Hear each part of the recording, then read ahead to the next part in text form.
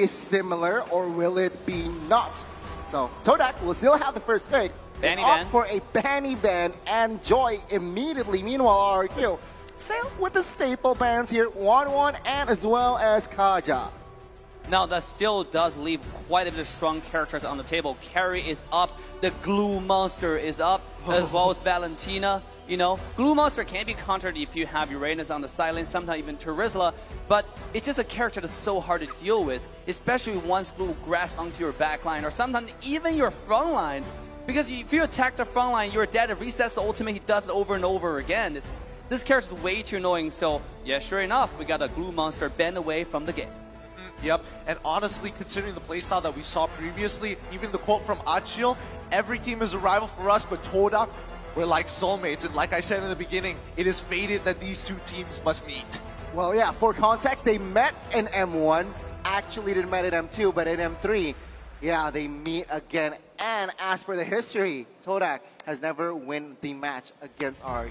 Yeah, it's, Ken, that's why they're like soulmates. They keep beating each other, and each time Todak tries, RRQ proves to be superior. Finally, we're seeing the carry getting banned out here in the first phase. As we go on to our very first pick, do we see the Valentina coming up from the Malaysian squad? Or it could still be the Eve, though. Yeah, maybe still be the Eve, because Eve is so versatile and so strong in the early game. Once you have the Eve, you can solo clear wave and also just harass and poke the enemy lane. We frequently see good Eve players in the mid lane zoning the opposition mid lane away. You know, sometimes we usually see that in the goal lane, right? The marksman violence. But in the mid lane with Eve, you can actually do something similar, especially when you have a tank that can zone the enemy mid lane away. You can try to poke them so they don't get experience. And if that opposition mid lane doesn't get to level 4 by the first turtle, that's a huge plus for your team. I agree with you, but it seems like it is neither the Eve nor the Valentina. It is going to be the Yu Zhong. Now, I got to ask you, Gideon, is this Yu Zhong a flex pick? Oh, look, hey man, I love to be the one to be like, yes, I'm usually the one that's confident about these things, but hey, I'm just going to hold my mouth shut for just a couple of seconds until I get some confirmation, because even I'm not sure yet. Once again, Hilda and as well as Eve this time around going to be locked in for the side of RRQ. It does feel that Todak has kind of changed their direction in the draft, not just playing for themselves, but looking to counter draft especially when they're on blue side, which is rather strange. You would expect that from red. Yeah, I mean, RRQ at this point, though, definitely looking to play even more aggressive. You do not need to ask them to play aggressive. They're fighting aggression with aggression here.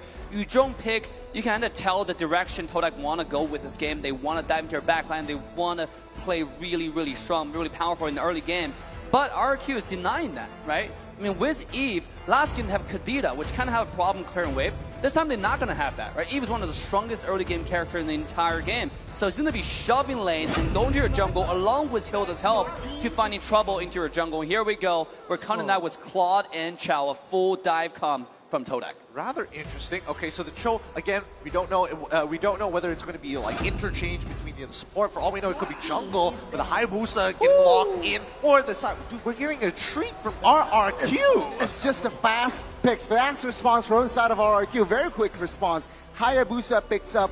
He does not care, even though it has the Cho and the Claude, but it seems like Alberttt is still very much confident. Now, I do want to add that they picked up the Hilda just so Alberttt can pick up an assassin. They are trying to deny Todak to pick up that Hilda because it seems like, again, their game plan is to give Alberttt the assassins. Look, that sounds like a really solid plan, because I was thinking that, hey, it's Albert's birthday, but he's making me feel like it's our birthday watching with his gameplay. Yes, absolutely. The assassin one game after another. Just a very, very good show to watch, because I gotta tell you, I gotta be honest, you know, watching so many tanks in the meta in the jungle, it gave me a little bit tiresome, exhausted sometimes, right? I know, same. Having a different flavor of ice cream, the assassin back to the meta is just absolutely awesome to watch. And here comes the ban, the Valentina.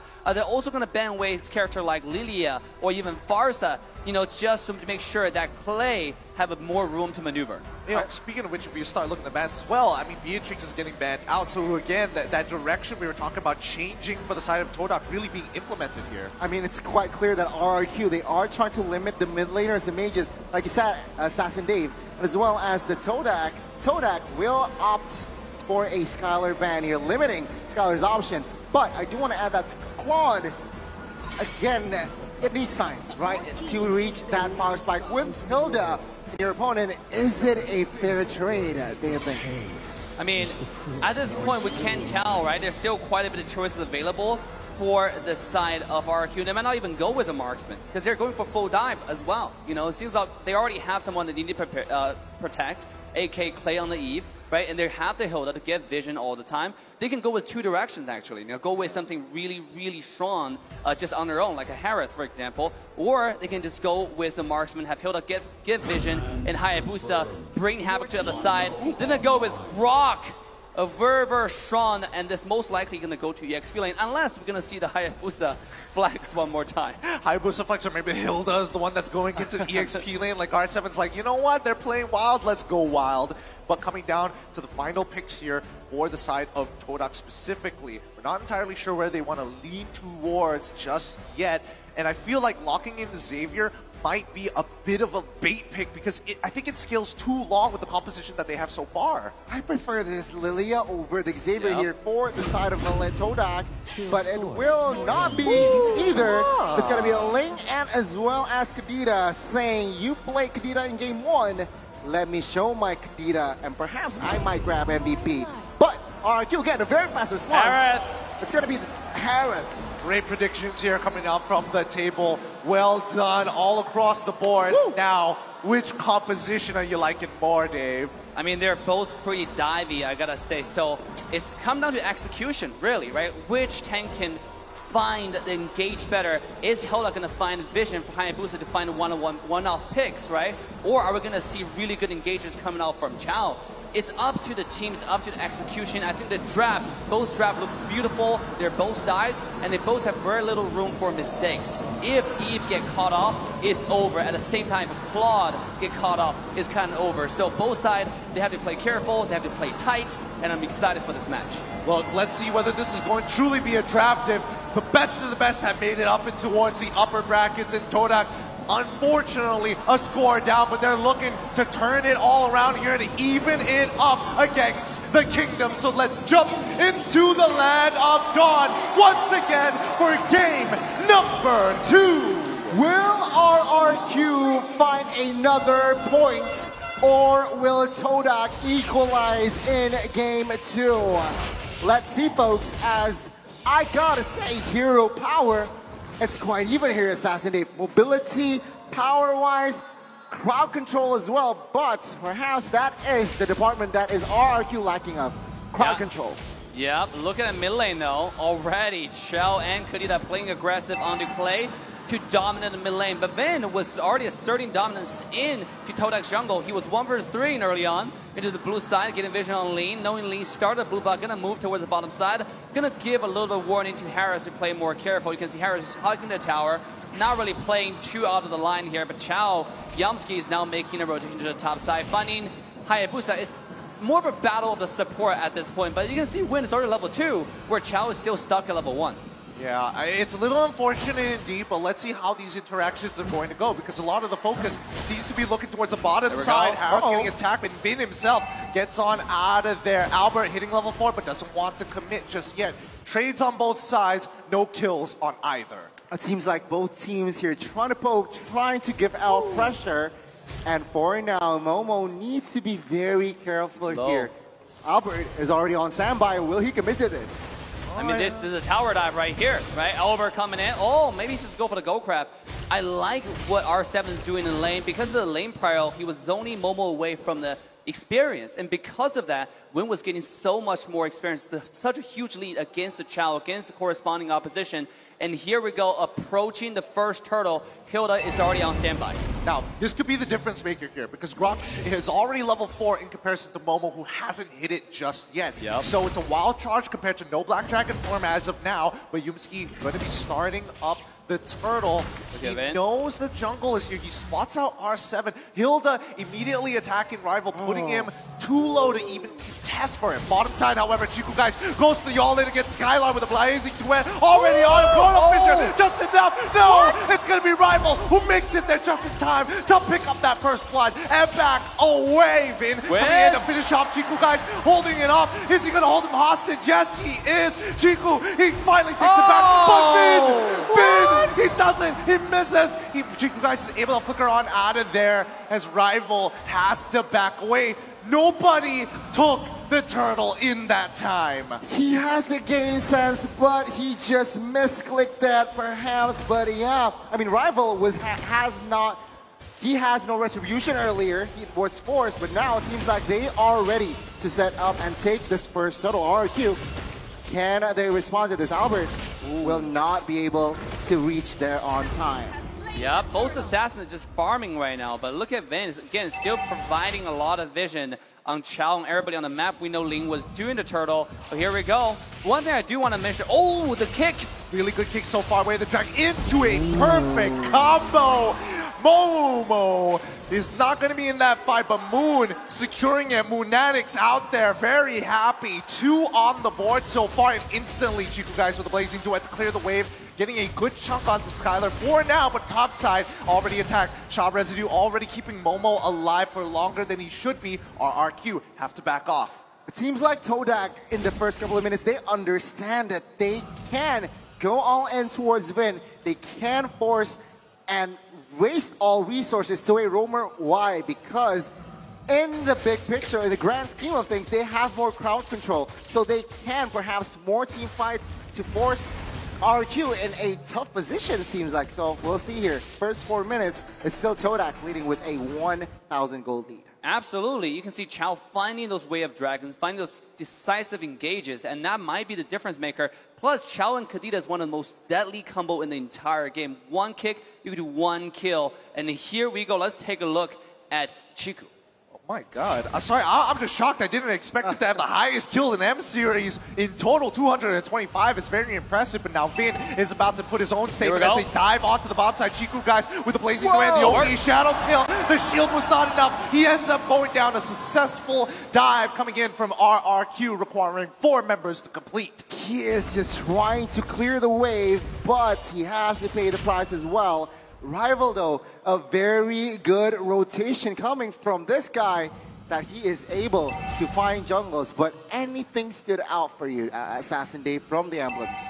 I mean, at this point, look, RRQ quickly turned table around. Even though early game Todak seemed like they had more control, they had more decisive engages, but because of the rotation and macro RRQ was able to do, however, not only did they find kills, they're now having to prowl onto the second turtle. Moving forward, if Haya and Harris are going to skill up, both of them are going to pose a tremendous threat to Ling and Claude. So this is looking really good for RRQ. I'm surprised that we're not seeing Rival trying to contest this. He is a level ahead of Alberttt, but instead they let it go through. They reset those waves. Moon getting attacked. Min continuing to harass. Chico coming in with the Battle Mirror image. He sees Clay. He knows this could be bad. And with no Battle Mirror image, it's better to just call it off as Skylar is just wrapping around and looking to proxy that wave. It seems like, again, from the items here, Claude has not reached his power spike just yet. DHS only Golden Staff is on its way, but after that, I expect Todak to be more active, to find more pickoffs. But take a look at that. Way of Dragon does not really connect. And do remember that Clay is on a flicker, not on a purify. That's a good point. Vin continuing to harass you guys. R7 wants in the wild charge as well as Guardian's Barrier doesn't connect. And All Moon finds his kill. R7 goes down as Vin is now on the run. Skylar with the Chrono Dash just finds his kill on towards Yumski. And now Momo is here to clean up. Vin will be the first to fall to the Shah Residue as he jumps on top of Clay, securing the knockup. This might be the second kill as well. Backtracking Tail is able to connect. And now onto Skylar. Momo, do you want to go for a third? He says, nah, I'll wait next time. Chrono Fisher comes on through, but now that you've walked right into me, Shah Residue is going to proc once again. But look at topside. Despite all that has happened, topside finally getting the push. What is going on? Momo is unstoppable. RRQ, leading dominance, but R7 catches Chiku, and my goodness, it was a solo kill on towards the gold laner. That's why high and dry do not disrespect the Grok. Yeah, the physical damage Grok coming off online, and we mentioned it yesterday. how disgusting this character can be once you get the core items like the Blade of Despair, like Blade of Haptic Cease. And R7 right now is popping off. He can one-shot a Claude at any time he wants, including Moon, before Moon even popped the passive.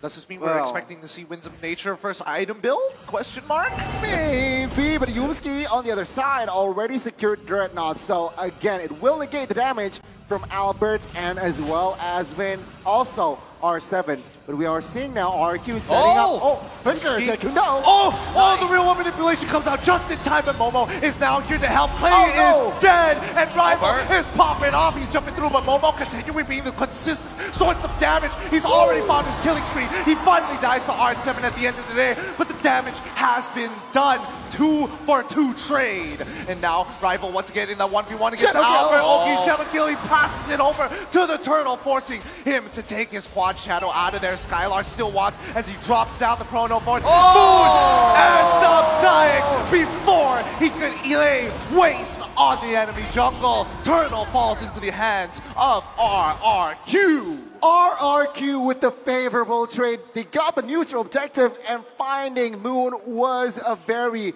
very crucial kill. Now, 5-minute, 8-minute item checks. Assassinate, what's going on? At this point, you can see Hayabusa already ramping up, have the Hunter Strike, going for the Blade of Despair. This guy's 1,000 gold ahead. Just a minute ago, he was about like a few hundred gold behind. So because one team fight, he's able to find those good kills and beautiful placement on the skill 2 on the Quad Shadow. Right, hiding in the bush. I don't think the Moon saw that coming. Here we go. Here comes the kick once again, but the real world manipulation as well as Chrono Fissure has been dropped. The Salmon Force, can he get out of there? Skylar's still alive, but it's a little too late. They find a 1-for-1 trade, and the Petrify coming in. Skylar got hit again. He gets locked, and he's gone. And the Quad Shadow onto Rival, securing his kill. It's too much damage. Unstoppable. R7 not even participating in the fight. A 4-for-3 trade in favor of RRQ. The birthday boy does it again, and now Momo in a 2v1 situation with the passive sustainable. And my goodness, he almost won that trade. Momo's life for hire protects the wave and still protects the tier 1. Momo is absolute monster at this point. He is building damage. He just finished Hunter Strike. I mean, this guy, he's not going to play any defensive at all. He's going straight to your backline, trying to go for Clay, because Clay has one of the highest deaths right now. 3 deaths in the entire game. One-shot kill from Albert. Quick, switch the screen. We can't have this. The instant replay already coming up, but look at this play. Oh my goodness. I mean, the fact that Momo was able to get away with so much is pretty incredible, but Alberttt is now hitting critical mass. We saw that one shot earlier. It's going to happen again. I mean, at this point, right, RRQ, they are just having fun. It's not over though. This Lord now has spawned. RRQ again looking for a setup. 4-man rotations in the river area. Can Todak smell this? Because if they overextend RRQ, they will punish you. And as of now, the tempo and pacing has gone down slow yet again. You gotta give credit to Todak for, despite the pressure, they're playing Verver tight and Verver close together. Oh, look at the team fight here in mid lane. Oh, he's breaking out. Kadena has already found the kill on towards inside, but Yumski does not find the angle for the way of the dragon. Albert jumping in with the quad shadows, but here comes Chiku, guys, with the blazing duet. Real world manipulation is out, but Momo, does he want to press the advantage? No, it's too close to the tier 1, but R7 says hello, as his power of nature is going to deter Moon from getting any closer. Very clean execution and setup from both teams. No casualties just yet though, only Vin. But now it seems like both teams, they are focusing on that Lord. With the man advantage, Todak will have a slight edge. But even so, RRQ, they are not letting this Lord for free. No, back to what I was saying regarding Todak, you gotta give them credit for playing so careful and so organized. The Chao Kadena combo has proven to be very, very effective. Every person they find is the kill. It's very, very brutal and deadly. That's including Vin, the tankiest character in the entire game right now. Even Vin have to respect this combo and play more safe at this point. I think what I'm stressing about right now is the fact that Skylar, despite getting hit by double petrifiers all the time, was still managing to hold out with the Salmon Force, and I just saw him purchase the concentrated energy. So, with this being said, let's see how this Lord situation is going to work, because the side lane's not falling into the favor of Todak. The way I see it, I mean, Yumski, he has 3 targets, right? Either Alberttt, Skylar, or Clay. But please keep in mind that Skylar has Purify, so that just eliminates from 3 to 2. Alberttt quite hard to catch, and Clay is perhaps the only viable target for Yoomski to catch. Other than that, it's just, I guess it's not really relevant, but teamfight perhaps will go ensue now. Yeah, again, as Assassin Dave mentioned, just really organized coming in from Todak. They're really not pressing or forcing this. Oh, wait, Moon, Chiku are in prime position. Could they actually find the flank here as Momo is coming in with a Black Dragon form? No. RRQ take very safe paths back into their jungle here as now they look to press. They do notice where Chiku and Moon is. The plan has been drop a rival making his way down to the bot side to get some more pressure. And that's the power of Link, right? Like when it's in a stall, when it's stalemate, Link can always go to the side and split push. But this is RRQ taking advantage of this split push and starting the Lord. It's already getting low. Real One Manipulation is down. Canino used the rough way. Alberttt, of course, the Lord, but Momo is going to initiate the fight. He didn't even proc the Shell Rescue. He ends up dying. Alberttt has already got like the place into it, as well the Winds of Nature show piece out of kill. It's just enough to secure the kill. Rival unable to get Alberttt, who's already in purple buff side. Rival, can he find this kill? Yes, he can. Gets one. Uses his ultimate, gets the knockup play. It's a double. Alberttt here to finish him off. But no, I'll let you live. You prove yourself worthy. The last man standing finds a double for Todak. Even though the neutral objective falls in the hands of the Kings of Kings, they managed to have some slight compensation. Let's see, with this Lord push, here we go. can RRQ break it? And the solo kill. Moon can't even. Oh my God! The passive is still up for Moon. Oh my goodness, I can't believe it. 1 HP. I guess that's a message to the rest of them. Is he going to do it one more time? Momo this time. He can take the damage. With Lord already pushing it down towards the bottom side, the waves are in trouble as Momo is willing to give his life up for higher. Alberttt now in trouble as Rival chases him down. Secures him with the last crit and a killing spree on the bottom side. Momo's still alive. Blazing Duet already down. And that is going to be that Lord push. Todak has equalized. Take a look at the gold lead now. It's basically 0. And RRQ, they have the advantage space-wise, but economy is just a balanced game. Assassin Dave, what do you think? Just now it's more of the game for the team by RRQ to lose, because I mean, the Hayabusa really play a little bit too aggressive, right? Using every single skill possible just to force out Momo's skill, Momo's ultimate, when no teammates is nearby. So Ling really just take advantage of that, got him low, and forced the ultimate off, and finish off the kill. That turned everything around, because then his teammate found himself alone, easy double kill, go to the pocket of Todak. Let's take a look at items and farms. Hayabusa is 4,000 gold ahead. Alberttt is dominating this game. I mean, take a look at Harith and Claude, right? Both gold laners here.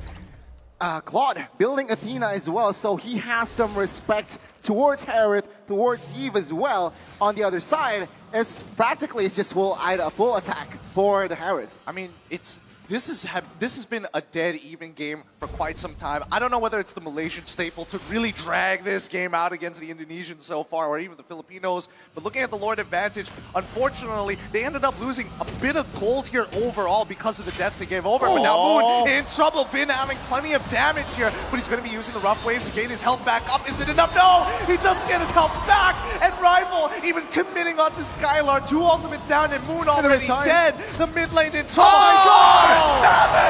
7! What a wild charge! And now Momo turns it around. Get his team out of there. We need to reset. No casualties except Moon. He has to pay the price while the Lord now is up. RRQ understands this.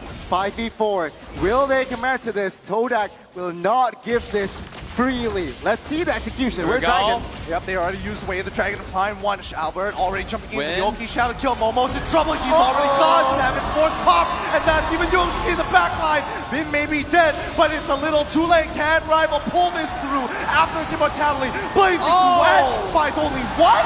No! It's too late! The damage has been done. A 3-for-2 trade in favor of RRQ. RRQ, they won that war, but at what cost? They are low. They will not be able to find the Lord in time. And Todak with that play. Challenge Force popped. Oh, Skylar? He's dead. He just soloed Chiku. That's what the heck? I mean, it's unfortunate timing, especially when you're used to using your bad ability. Moon tries for the one-shot. He tried his best to steal the Lord, but Alberttt is feeling it today. He does not miss. Look at this KDA, 11, 2, and 3. I mean, both assassins playing out of their mind, right? Ling is a saving grace turnout for Team Todak in this game as well. Finding those flank, finding those perfect executions once after another. So here we go, Lord coming down the bottom side. Let's see this execution on wave syncing. Things are not looking good here. Rival securing that EHS, but is it too late? With the Lord marching bot side, RRQ will grab the advantage here in the jungles of Todak. But remember, this is already the Luminous Lord, so perhaps if Todak makes a mistake, RRQ can end game 2. Perhaps here, but now with the waves already pushing on in, Yumski looking for a flank, looking for opportunities, the Magic Sentry as well to look at what's going on towards the orange, but Finn is just chunking down Chico, almost about to solo him as well. Winter Truncheon purchase onto Clay, but here we go. Inhibitor turns in trouble. Salmon Force has already been popped as Yoki Shadow Kill on the middle lane. Rival in some trouble. He's got no way to escape. Oh my god! Looking to secure Finch points. Gets him out of there. Places the way for the back line. Chico flickers into the middle of that fight. Oki Shadow Kill doesn't even connect as well. He's got nothing left. Clay with 1 HP. Walks away. And Momo pays for the sins of his brothers. 1 for 1. Momo for Vin as Todak will hang on for another day. But take a look at the base turret and bot side. It's down. Take a look at the mid side, practically down. And if we take a look at the players' gold here, top 3 Assassin Dave is Alberttt and Skylar. Alberttt and Rival going toe-to-toe right here with the total farm. Seems like Rival is really doing a fantastic job keeping the farm despite the pressure on their team. But really look at a map. The mini-map is what's important right now. The entire map is going toward the favor of RRQ. They still have 3 high ground towers and 2 tier 2 towers, whereas Todak's practically down to 1. So the next push, if they get the Lord, get the pressure on the bottom side, and that might just be the game, the match point for RRQ. I mean, let's look at the Lord advantage, right? Previously, they lost gold. Now they're actually gaining a significant amount. But at this stage of the game where they're already breaking the 62K mark, does it even matter? Is it enough to actually switch out those immortalities for Winter Truncheons? Maybe. I mean, immortalities and Winter Truncheon, they are crucial at this stage. Remember, get in 20-minute mark. Yumski about a brute force, perhaps to add more movement speed. But again, with the composition, it's just... yeah, he needs to target Clay, and mid-turret will fall. Now, Lord will be up in the next 5 seconds. Will Todak? Todak has to contest this. Not sharp there, unfortunately, but let's see how they set this up. RRQ, once again, you're expecting Vin to open up the map. Yumski as well, playing the exact same role. Can they contest this? R7 actually getting a good chunk onto the back line. He knows everybody's in the mid lane. So now, RRQ is more confident. Yumski hitting the third hit of G Kundo. Good knock-up for now, but that doesn't really change the game. Moon looking for the flank, looking for an opportunity, but RRQ wants to finish this in one felled swoop. So they have to play it slow. They have to think. They have to push out the mid lane as Chiku guys and Moon continue to do so here. It's slow, but the Lord is getting lower by the second, and Momo gonna force the situation. Chiku out of the fight. Rival out of the fight, but now by bot lane, we see Todak on the run. They've lost one of their members, and now they have no conditions to actually contest this Lord. They're out of here, but Alberttt doesn't want to give this up just yet. Did he notice? Yes, he does. He sees Kadena. The rough waves already being used to get on away. Quickly, something must be done. Clay flickering forward. He wants a solo Moon all by himself, pushing him away from the Lord. G Kundo being used, and Moon is going to go down. 2 for 1 trade so far, but Momo trying his best to protect him. Yumski should be able to die, but the Blazing Duet comes out to no avail. Skylar still holding on with his Salmon Force, and that is going to be it. Another slowly but surely, one more falls, trading evenly 2 for 2. Chiku's still alive. The Kings of Kings, they had shown their statement here in game 2. With the Lord now in their hands, they are looking for an end. Todak with just 3-4 men now defending. Can they defend this one? Get in. Things are looking bleak for the Malaysians. Let's see. They're going to force the initiation again with the Salmon Forks already being popped out. Blazing Duet is coming out through. He's getting chunked. Link already with the ultimate real one manipulation comes late to catch on 3. Momo still with the Town Rescue holding on just strong enough. But the Lord is on its way and the members are low. Skylar can't get back into this. Do they just let go? Now with 5 men, with the Lord now, let's see. 6v5, RRQ. R7? R7 in the middle of it all while their carry has just gotten out of there. Skylar's not there. Alberttt is going to do it by himself. Shot residue proc. But with the shit already with the quad shadows, he's out of there. Okay, shadow kill gets spreads out way too much with the wave. Nothing RRQ can do, but they've got all the inhibitor turrets, all the gold. Todak, they can breathe for another 5 minutes. It seems like. Assassin Dave, what can you read? I mean, at this point, Todak is pulling a fantastic defense, actually. Losing when proven to be the crucial element for RRQ, not able to end the game right there. But again, with all 3 lanes, high ground tower being taken down, the entire base of Todak's vulnerable. RRQ, what they can simply do is just sink in the wave in unison, have all 3 super wave crash into the base at the same time, and try it one more time. Because at this point, Hilda is gonna be very, very tanky in the front, right? He's not really afraid of the one-shot combo coming from the Chow, coming from the Kadita anymore. And you can see everybody, let's see how many immortality we have on both sides. It seems like Rival has it on Team Todak. We also have Chow has it as well. There's 2 immortality versus 1 immortality coming from RRQ. This is actually pretty risky for tower dive. Yeah, I mean, what also pops out in my eyes is Grok. R7 building 2 BODs and also respecting with the magic power for Moon. He builds also that Athena. Now it's just a matter of patience here. Get in. R7. Well, I don't think anything's going to happen. I think it's too risky to die now. It's like 24 minutes. Your death timer is like almost a 70 minute at this point. I think it's already 70 seconds. 70 seconds. Yeah. Oh, boy. Oh, here we go. Lord advantage from the previous one. Only 1,000 earned, but so far with no inhibitor turrets, Todak at the disadvantage and has to continuously just maintain, do the housekeeping of these waves. Yep. The goal difference at this point is not really important. What's important is how many immortality, how many lives do you have. 1 more immortality, which are like 1 extra player. You can kind of like that. And in this case, Todak, the reason why they're doing such a good defense is because they have so much immortality coming up. And here's a last Lord. Whoever positioned better for this one is going to be the winner of this game. To be honest, even though Todak is looking like they're really, really behind on macro side on the minimap, but if they're able to win this fight, they can end the game in 1 push. Right? Yeah. Let's see how they play this out. All right.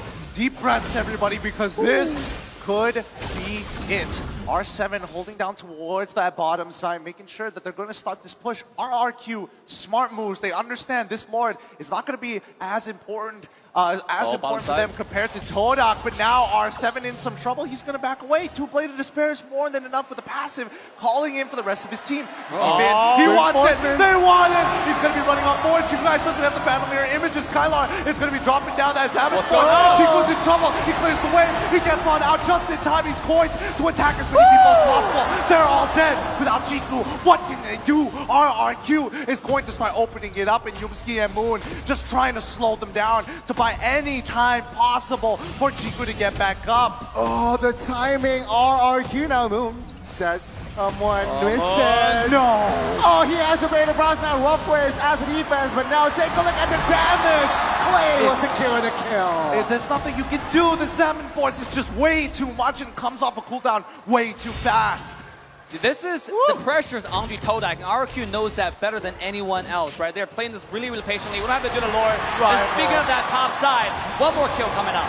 Well played to RRQ. The guerrilla warfare is too good as Rival ends up falling to the hands of the Kingdom as they slowly close on in. No Lord, no problem. We've got the minions, and now we're running on through. Momo has to fall.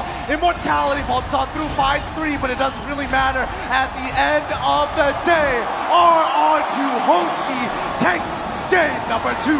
GG, well played. It's gonna be 2-0 for RRQ. The Kings of Kings are at match point, looking to hold on in the upper brackets.